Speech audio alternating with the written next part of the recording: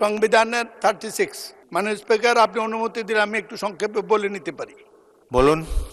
মাননীয় স্পিকার, আমাদের এটা স্বাভাবিক কথা, আমরা সবাই চলি, সংবিধান আমাদেরকে সেই রাইট দিয়েছে। কুমিল্লা কালকে আমি ছিলাম, কালকে একটি দুঃখজনক ঘটনা ঘটেছে।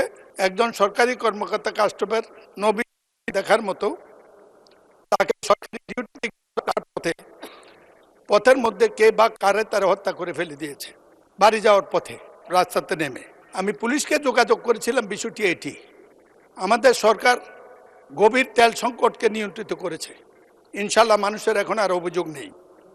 আর আমাদের উত্তর এই দিকের ওরাও বারবার দাঁড়ানোর সুযোগটা কিছু সীমিত হয়েছে, কিন্তু একটি ভুল বোধ হয়ে গেছে। সেটা হলো নিয়ন্ত্রণের ক্ষেত্রে পুলিশকে যখন জিজ্ঞেস করেছি, পুলিশ বলেছে আমাদের তেল সংকট আছে, ডিউটির পরিমাণ কমে গেছে, এত রাত্র পর্যন্ত থাকার সুযোগ নেই। এই লোকটি নির্দয়ভাবে নিহত হয়েছে। কাস্টম কর্মকর্তা, কুমিল্লা মানুষ তাকে পছন্দ করে, কালকে এই মৃত্যুর ঘটনা আলোড়ন সৃষ্টি করেছে। পুলিশ বলেছে তাদের তেল সংকট আছে, তেল নাকি রেশন হয়েছে। পুলিশকে তেল রেশন না করলেও আমি মনে করি অসুবিধা হবে না। এমনি আইনশৃঙ্খলা পরিস্থিতি উন্নতির দিকে আমি স্বরাষ্ট্রমন্ত্রী এখানে নাই, মাননীয় প্রধানমন্ত্রীর দৃষ্টি আকর্ষণ করব। এই ব্যাপারটি পুলিশের তেল রেশন, আইনশৃঙ্খলা বাহিনীর তেল রেশন অবিলম্বে প্রত্যাহার করা হোক, নাইলে আইনশৃঙ্খলা সংকট সৃষ্টি হবে। এতে আমাদের জনগণের নির্বিঘ্নে চলাচলের সমস্যার সৃষ্টি হয়। ধন্যবাদ মাননীয় স্পিকার।